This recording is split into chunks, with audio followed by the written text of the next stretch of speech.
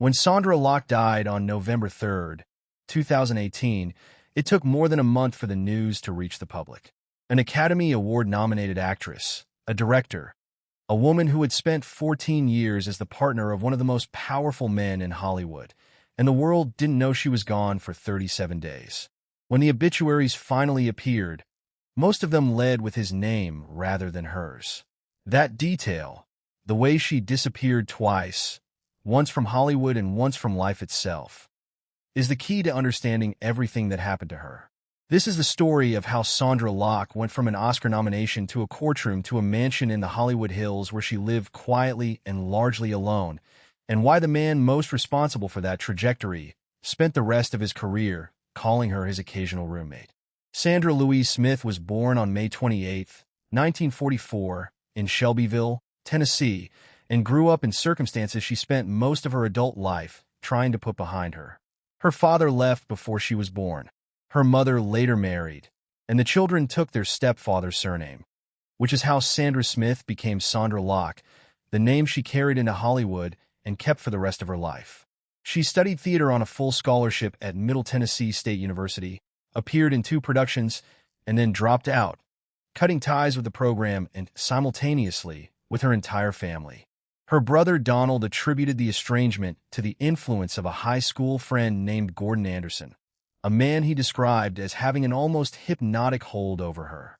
Anderson would remain in Locke's life, in one form or another, until the day she died. She got her start in local radio and television in Nashville, and in 1967 she heard about a major film audition. The production was The Heart is a Lonely Hunter, an adaptation of Carson McCullers' novel, and it required a teenage girl for the central supporting role. Locke was 23 years old. She made a decision that would define the next 2 decades of her career. She lied about her age, cutting 6 years off her actual birth year, and auditioned against nearly 600 other actors. She passed 3 rounds of auditions in Birmingham, New Orleans, and New York and got the part. The performance she delivered was genuine and affecting, and the industry recognized it immediately. She received Academy Award and Golden Globe nominations for Best Supporting Actress. It was her first film. She was, on paper, one of the most promising discoveries in Hollywood. During the production, she married Gordon Anderson, a decision that puzzled people who knew her well. The timing was strange.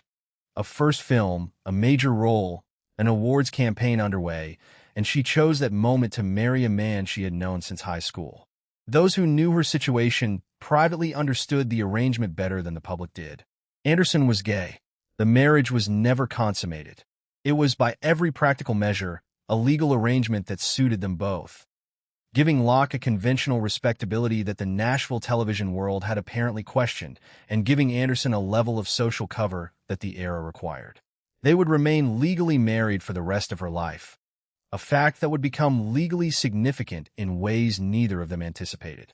The years between her Oscar nomination and her encounter with Clint Eastwood were characterized more by missed opportunities than by advancement.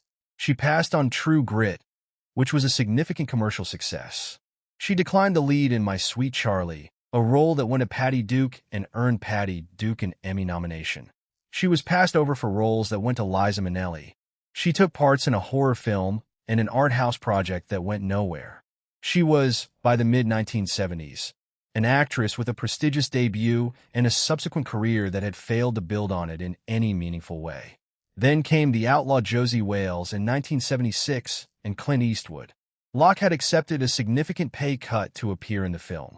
She received $18,000 for the female lead role because she needed the project to succeed. What she could not have anticipated was that both the film's director, Philip Kaufman, and its star would be interested in her personally. Eastwood resolved the competition by removing Kaufman from the production. He had the director fired and took over the film himself. He and Locke began a relationship that would last 14 years and consume most of what remained of her professional life. The relationship had genuine intensity at its beginning. Eastwood later said, and Locke confirmed in her memoir, that there was a mutual recognition between them that was unlike what either had experienced before. Eastwood was still married to his first wife, Maggie Johnson, though the marriage had long since become a legal arrangement more than a living one. Locke was still legally married to Gordon Anderson. Both of them framed these existing marriages as irrelevant to the relationship they were building, and for a time that framing held.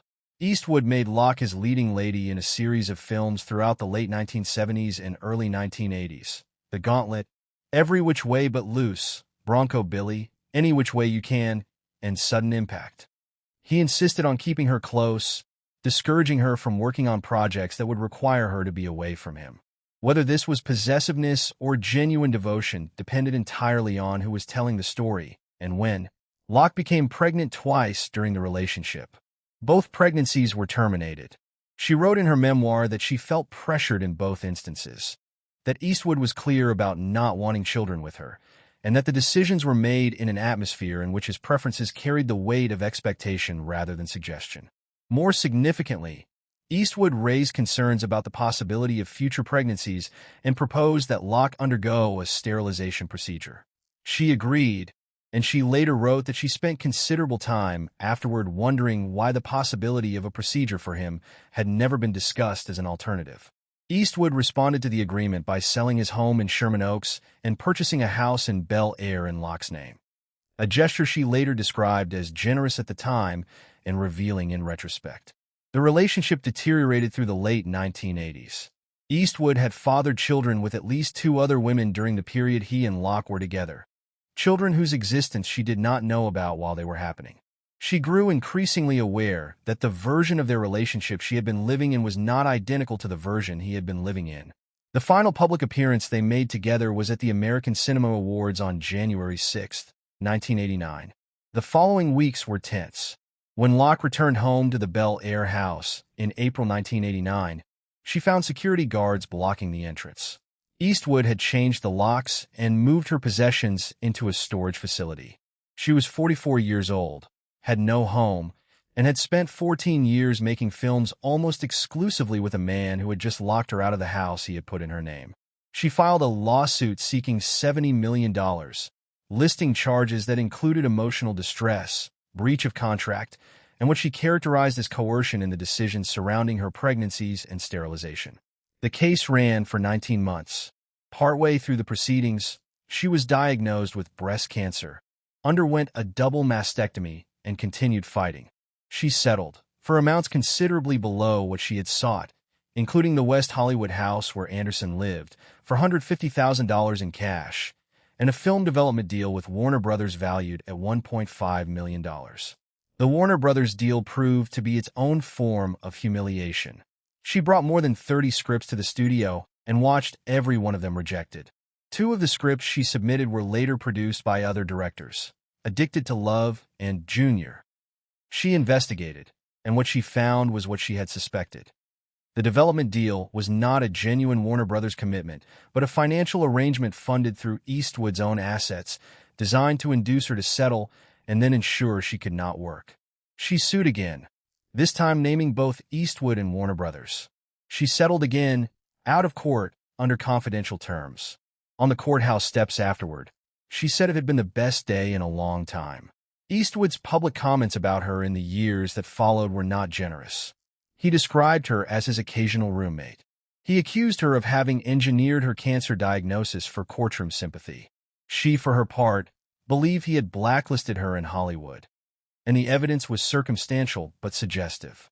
She directed 2 more films after the settlement, and then the work stopped.